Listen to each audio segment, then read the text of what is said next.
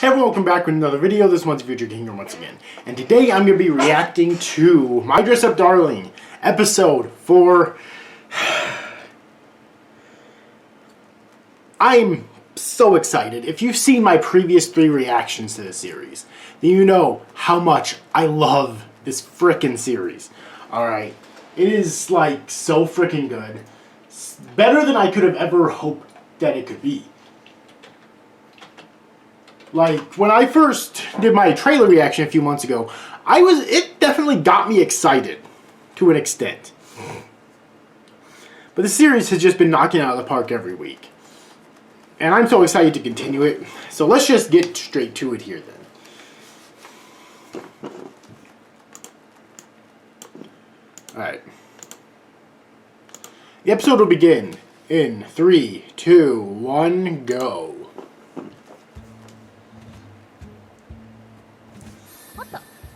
2週間後にあるみたい。2週間。あとたった2週間で完成させないといけないのか。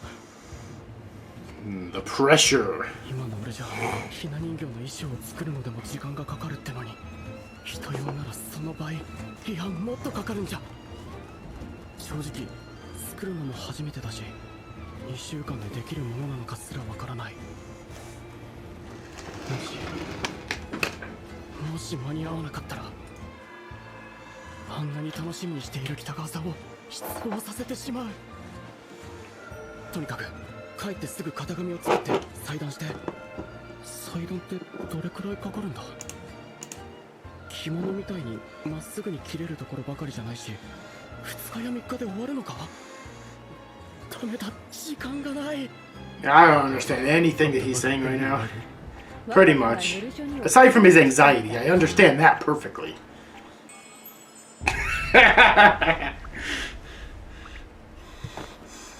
I love his grandfather just getting confused as to what the hell he's up to here. Yeah, he was so shocked that he just fell on his fucking ass and hurt himself, had to go to the hospital. Holy shit. I mean, can't say that I blame him.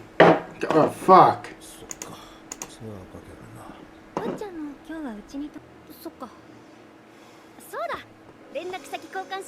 Have I mentioned that I love Kitagawa yet? Because I really, really do.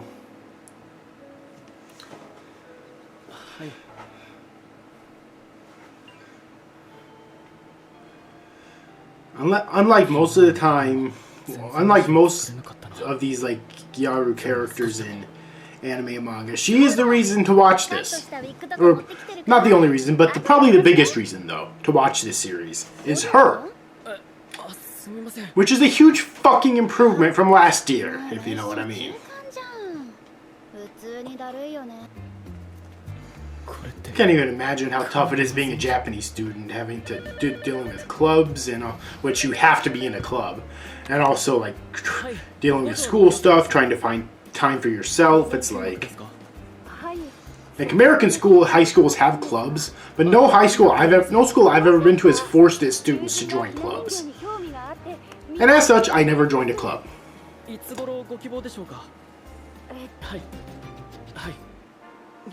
Is that Kitagawa he's talking to? I can't really tell over the phone. Can't think of any other girl he'd be talking to exactly, but unless it's his cousin or something.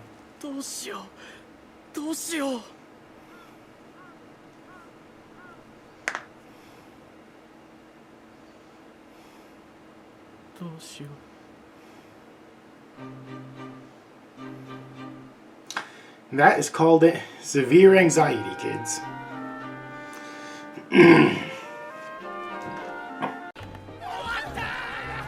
The life of no sleep.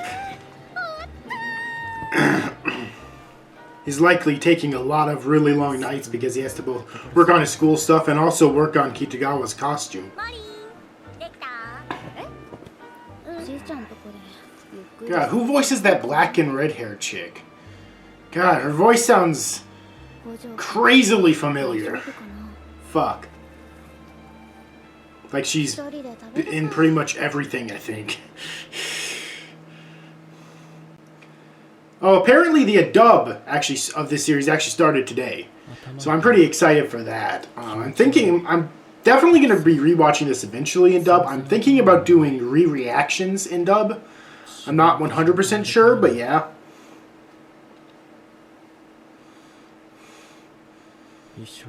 I'm also considering doing that for the Duke of Death as well and his mate, because I didn't react to that series at all on this channel, but I fucking love it. And flashback to... Oh, okay, very brief. I don't know how necessary it would be in this story to show his past, unless they're trying to show that he's personally thinking about it. Because I'm sure he thinks about his past, the trauma of his past all the time. As far as we're concerned, we probably know enough about his past to understand why he is the person that he is today. Like that bitch, which I don't even know if that girl in his past ever comes back into the story. If you're a manga reader and you're caught up, let me know her. Let me know if she ever comes back into the story in the future, if she's ever come back yet.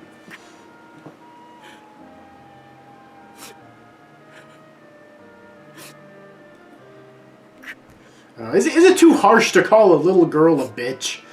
I mean, fucking hell, that was fucking cruel, man.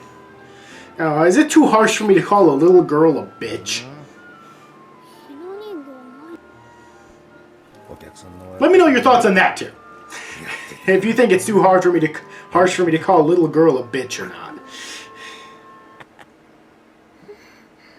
Of course, it just goes along with child logic. Like his uncle is working on it, loves this stuff too. But because he loves it, that's bad, apparently. Like, because Gojou does. Okay. I don't even think his relationship with that girl was ever confirmed. If they were family, or if they're just friends, or what. Or just acquaintances.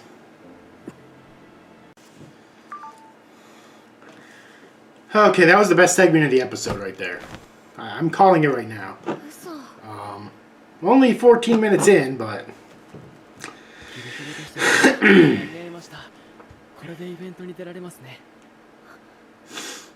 And he actually managed to complete it. Nice. So he rushed it for no fucking reason. Okay, that's funny. That's funny. He finished it that quickly for no reason.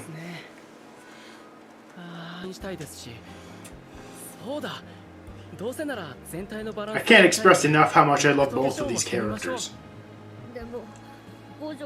Especially Kitagawa.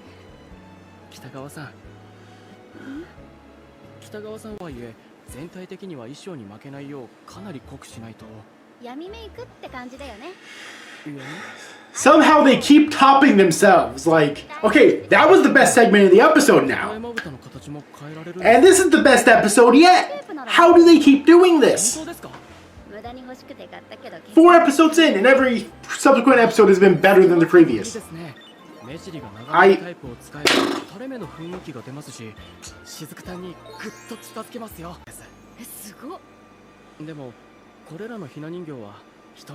didn't think that was a word that Gyaru, like her in anime, actually used. I don't think I've ever heard that before. Like, I don't think Nagatoro's ever used that word. Not mad or anything. It's just I don't think I've ever heard anime characters use that word before. At least not if they were that.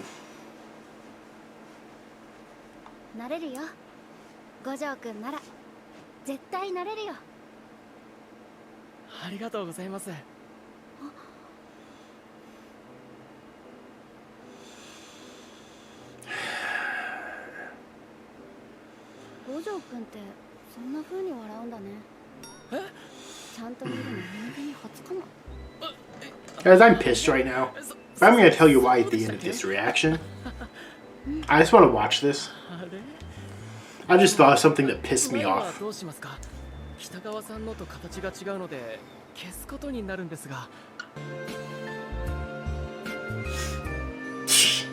Wow, she's dedicated.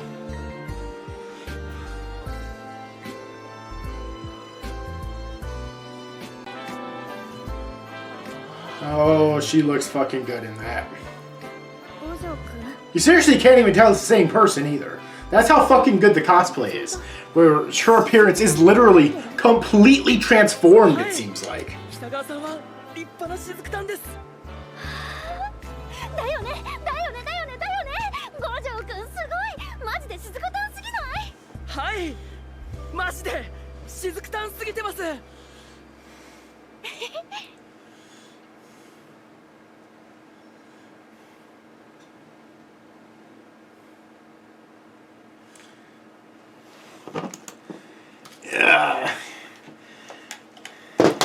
Yeah, she doesn't have the ball gag that she was imagining yet, though. You know? I don't think her fantasy is 100% complete yet. There's no ball gag, there's no rope, she's not half naked. I mean, her fantasy is not 100% complete yet. Or is that my fantasy? It's both, it's both. Like, we saw episode 2, I think it was. It's definitely both. Anyways, once again, fantastic episode. So, not too long ago, I said that I was pissed. And I'm going to tell you why.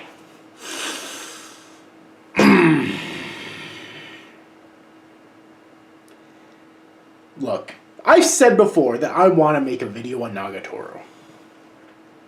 And I do, eventually. Once I get off my lazy ass and actually do it. I've been taking notes, so I definitely plan on doing it eventually. And Nagatoro grew on me. Okay. I thought it was worse than Hitler when I first started it. Or at least, maybe that's hyperbolic, but that's the anger that I was exhuming when I first started it. Like, you wouldn't fucking believe. But it grew on me. To an extent. But fucking hell.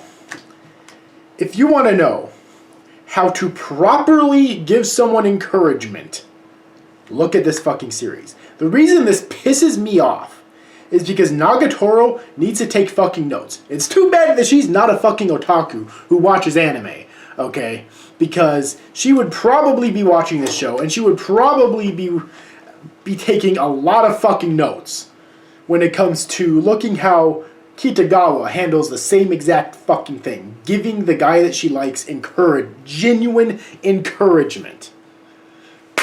Oh. I'm sorry, I love this episode. I love this chick. But it also pisses me off when I think about Nagatoro. And I know this series exists now. And yeah, that's that. Ah, fucking hell. You know, she's still a teenager. She's still a Gyaru. But she is so fucking good. Even her friends, I've said before that we haven't seen them much yet, but their introduction was pretty good.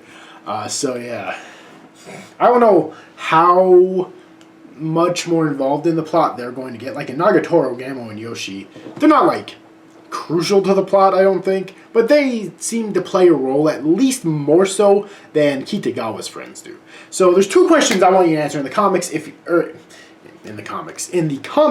you're a manga reader. And that is A, the question I asked earlier, which is, does that childhood friend of Gojo's ever come back into the story yet?